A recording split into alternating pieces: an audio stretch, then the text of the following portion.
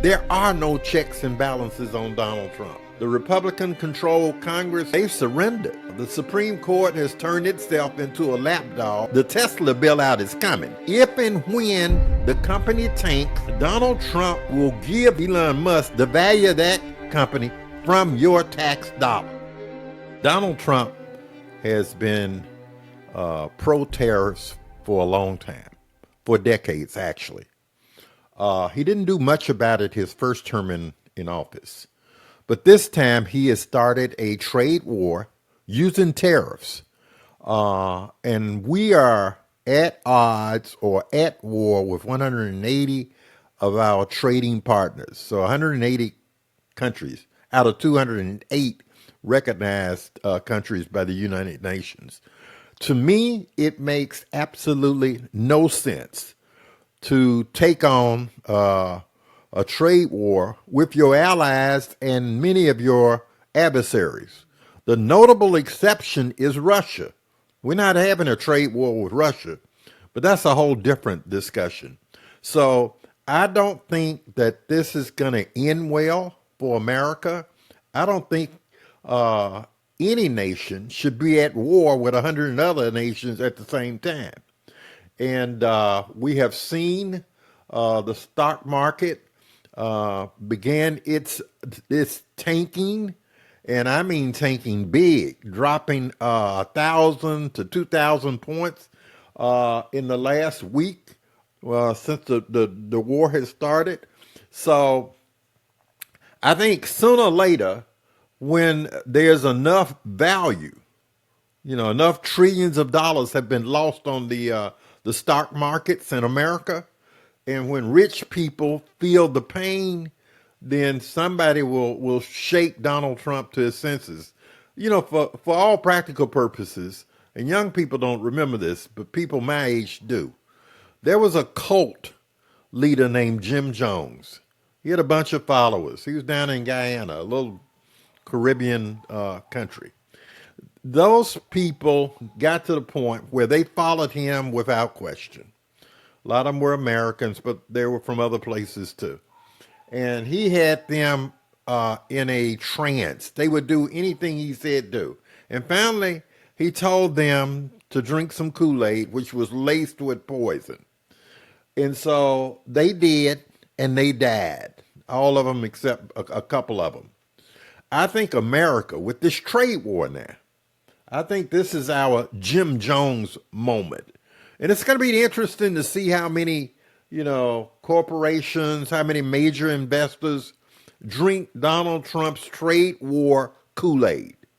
And I think if you drink this Kool-Aid, you are ruining your ability to do business around the world.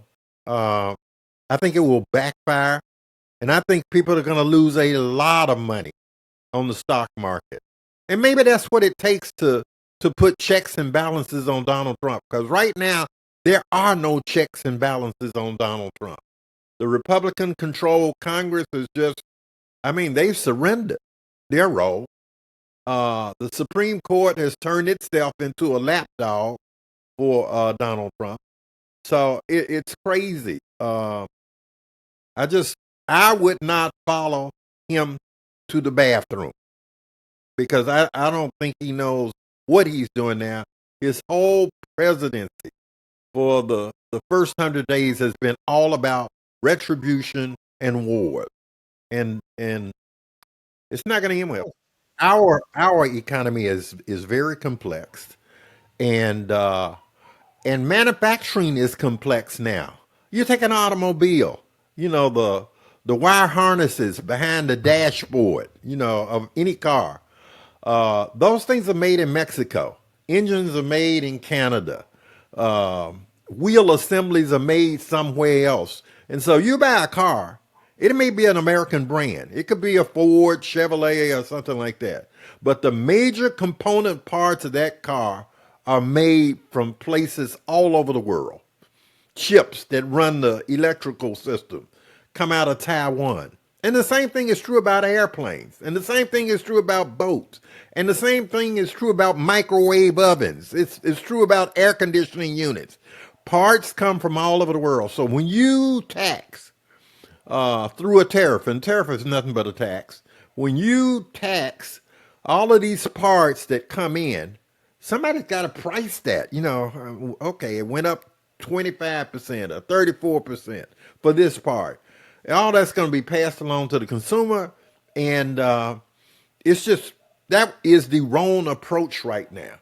And the biggest problem Trump has, and I'll call it the Trump doctrine. The Trump doctrine is I will bully you or extort you. That's his foreign policy. I don't care if you're my ally or our adversary, except for Russia. Now, you always have to put Russia over to the side. It's almost like he's Russia's puppet. So I don't think a foreign policy that is based on bullying, based on extortion, is going to play well in the long run. Last person who was at war with this many countries at the same time was Adolf Hitler during World War II.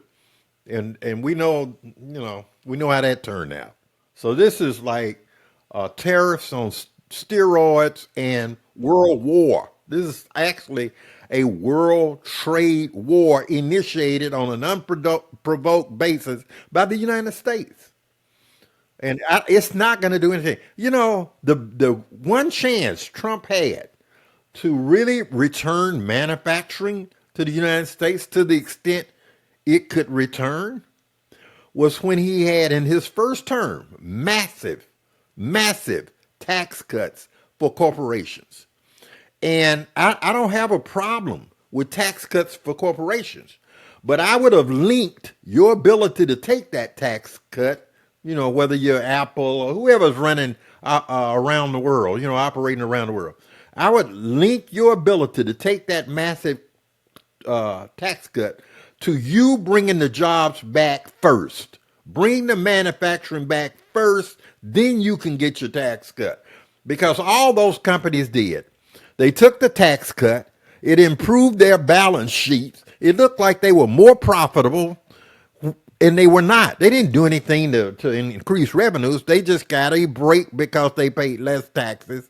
And when they got less taxes, the CEO of those companies got massive bonuses for improving the balance sheet. So they missed the mark. I mean, people have to be incentivized to do things. So if you give a guy a tax break like he did, then they need to do something which they did not. They just took the break, took the money, bonused themselves, and the manufacturing was still overseas. So the first approach didn't work because it was done incorrectly. And the second approach is tanking the stock market. And the country never fully rebound from the recession, the Great Recession of 2008, which lasted from 2008 to 2011. These major banks out here are as weak as water. They can't stand stress. They're not stable enough to take this kind of stress. And America can't keep bailing out all of these corporations. And that's what's going to happen next. They're going to have to bail out. I already see the Tesla bailout is coming. They're not going to let Elon Musk take that kind of loss, and he's out there leveraged, on the purchase price of that. So that's why they call the vandalism of Tesla dealerships and Tesla cars. They say if you key a Tesla car, that's domestic terrorism, right? Or if you destroy the property of the Tesla dealership, that's domestic terrorism. Well, actually, it's just vandalism. It's felony vandalism if the amount destroyed is of a certain value. But it's just vandalism. Well, they call it terrorism so that if and when the company tanks, Donald Trump will give him the value of that company from your tax dollars. That's what that whole deal is about. And they'll say he was the victim of terrorism through no fault of his own, the company tanked. Well, a lot of people will probably believe that, especially in the MAGA world. They're going to overlook that the Cybertruck had 8 recalls in the 1 year or so that it's been on the market. 8 recalls means that, maybe was this thing built, at the high quality to begin with? Because I don't know of another car that had 8 recalls within a year on the market. But maybe you do. I don't know. Maybe the public, I don't know of one, right? So it's going to be interesting to see how all this plays out, but I don't think it's going to play out well.